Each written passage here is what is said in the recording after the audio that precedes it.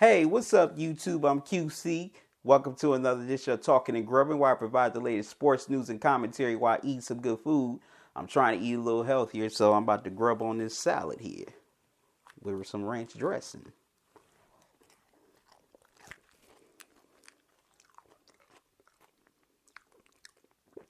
It's good, too.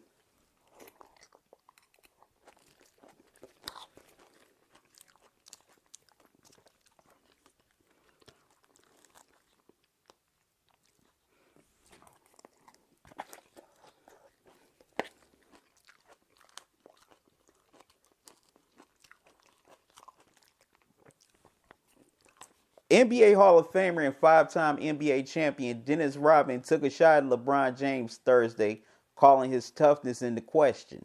Rodman was comparing his era to today's era on CBS Sports' Reiter with You with Bill Reiter. Here's the video clip. You know what? LeBron's doing one thing that I always said that Michael Jordan never did. Never rested. He played every game. He played every game. LeBron has the position to do this now because they need him. The league needs him. That's why he's doing all this crazy now. Like, and complaining and all this right?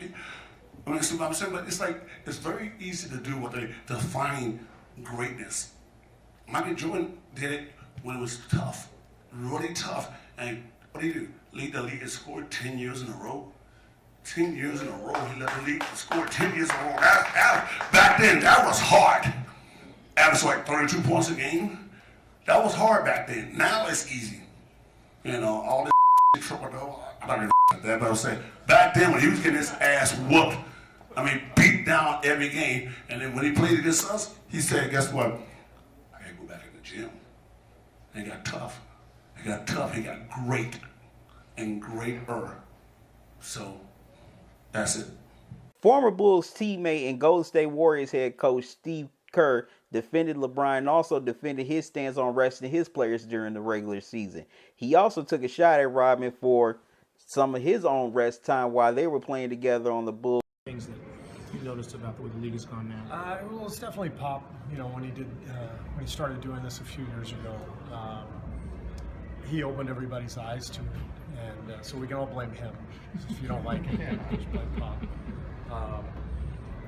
But that guy's been smarter than the rest of us for a long time. You know, he was onto something. And now that I'm coaching and I can feel the fatigue and I can see the players, and it's really easy to gauge like where your team is and where your guys are. And so I don't do it often. I think I've only rested our main guys maybe 3 times over the last few years.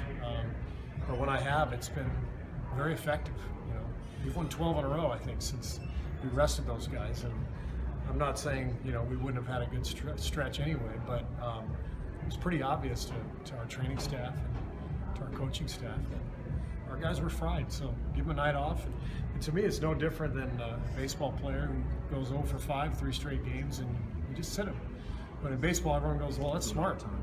But in the NBA, it's, you know, oh my God, we're resting like that. It's horrible.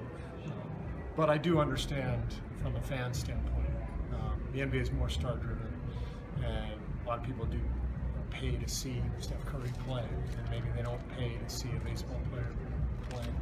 So I understand that, and it's a difficult dilemma, but you know, I got to do what's best for our team. Do you remember Phil Jackson on any given night? Not that you guys lost a bunch of games, anyway. But do you remember, Phil, did it ever come up in discussion with guys about sitting out or resting?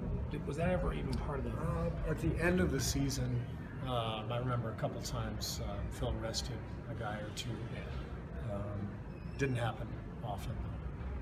I saw Dennis Rodman was complaining about it, and I got a good kick out of that because I thought, well, Dennis was suspended for 15 games a year anyway. I got plenty of rest. Well, he went to Vegas. Or went to WrestleMania. Like, he just took a night off whenever he wanted, so he can't complain. Anybody else? All right, cool. Okay, before I give my take, let me get into some more of this salad.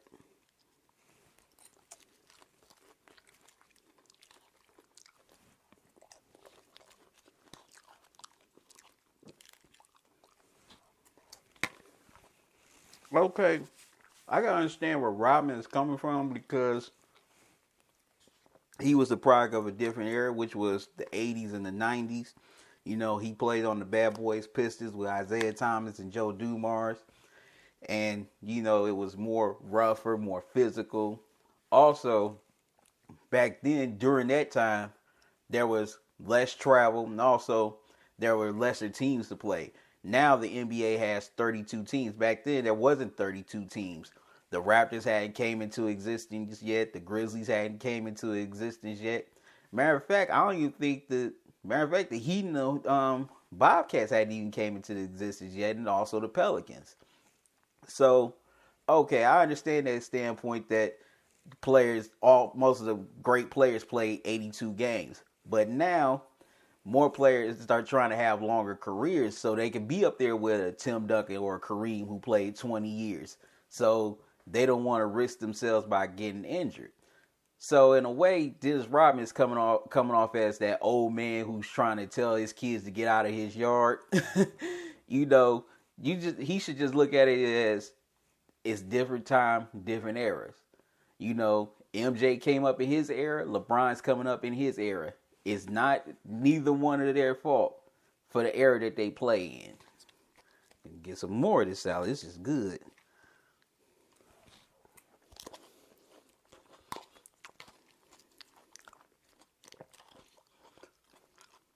I mean,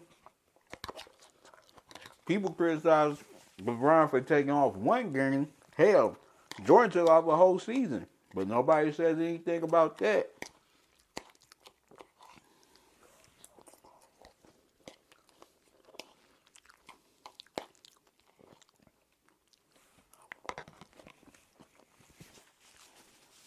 And also,